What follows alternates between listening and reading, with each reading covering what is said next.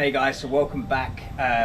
In today's video, I'm going to be taking you through my sort of thoughts on strength training for athletes. Okay, so when I say athletes, I think that a lot of these videos need a little bit of sort of, I don't know, context. I mean, everything needs context, but it's understanding that if you're a powerlifter and you're an Olympic weightlifter or a strongman, like, your job is to get as strong as is humanly possible for you.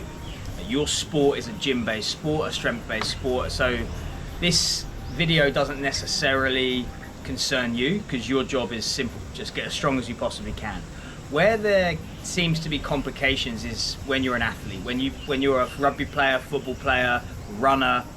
And the question I always have is, how strong is kind of strong enough? Because there becomes a point, a threshold that you cross, that once you have attained that certain level of strength, the pursuit of more strength comes at a cost. Because to become a well-rounded athlete, and again, doesn't matter whether you're a football player, rugby player,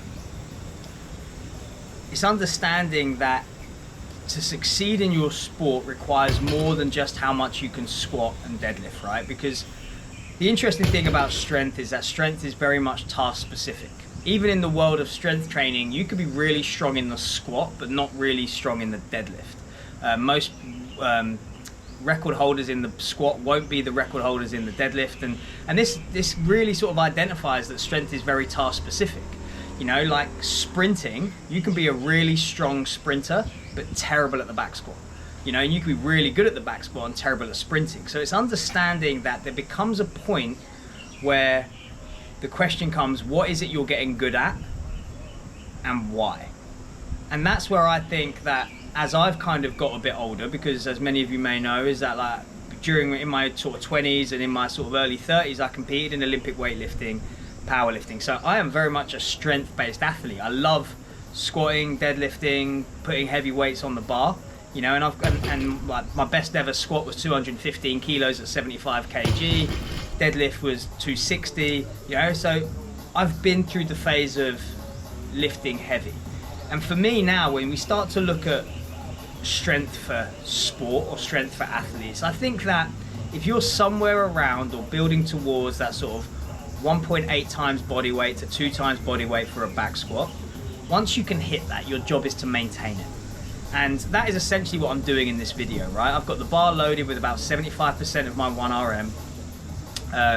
And I'm just going through 10 sets of 2, perfect technique, and with perform dynamically. So I'm trying to move the bar quickly, because one of the limitations that you'll find on the field of play or in the sport is how quickly you can move, right? I'm not 100% convinced that grinding max effort reps have a great carryover to sport.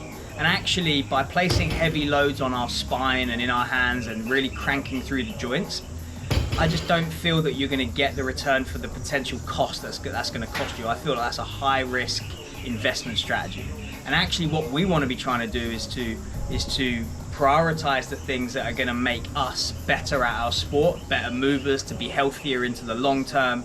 And the reality is that when we start chasing the rabbit of strength, and especially barbell strength, i.e. how much weight can I squat and deadlift, if we chase that rabbit long enough and down a deep enough hole, that is how we start to monitor progress, by how much I can deadlift or how much I can squat. And the reality is like I say, if you pass that sort of threshold of 2 times body weight in either the squat or the deadlift, I don't know if you're going to get the transfer of that newfound strength, but also the eggs that you have to put into that basket to add another 5 kilos, 10 kilos to that, is time taken away from potentially improving other areas of your performance, i.e. your aerobic fitness, your sprinting speed, your change of direction, your jumping ability. You know, so it's understanding that there definitely is a threshold of strong enough, and going past that doesn't necessarily yield the returns on the investment that you would want, okay?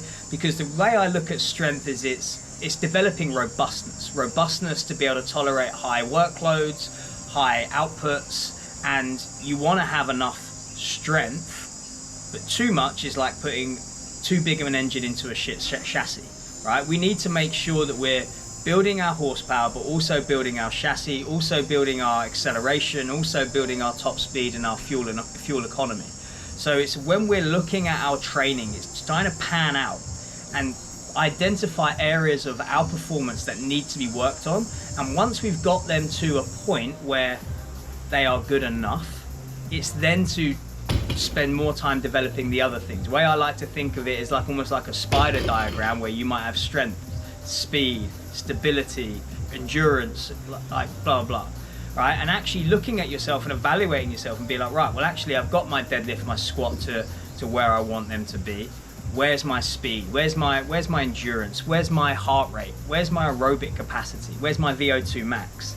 And start to delve in and build those things, because you know, like most field-based sports are a combination of strength, speed, endurance, lactate tolerance, you know, all of these things that come in.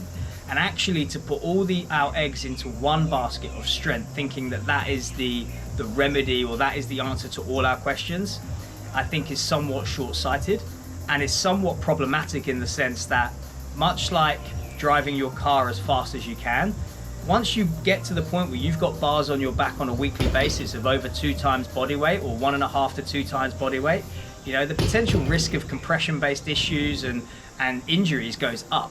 Now, again, if you're in a strength sport, these are the things, these are the risks that you have to flirt with by being in that sport. Much like if you're a boxer, the risk you're going to get punched in the head quite a lot, and there's risks that come with that. So it's just about understanding, like, how do we get the most out of our performance without putting as much wear and tear on the system? And I think that is a real hard line to flirt, and it's about having an understanding of like where we're currently at and where we're heading, and what parts of our performance need working on. So hopefully you found this useful. I really like to sort of always make sure that I'm maintaining my strength. Like I sort of say, is that I sort of aim for that sort of 2 times body weight back squat, 2 times body weight deadlift, and if I can do that, which I currently can, then it's all about maintaining. So for me, most of my training now is sub-maximal, looking to work the ranges to make sure that I can continually develop and maintain that 2 times body weight squat and deadlift, so then I can spend more time developing other areas of my performance. So hopefully you found this useful. Comment below, ask any questions, and I look forward to seeing you tomorrow.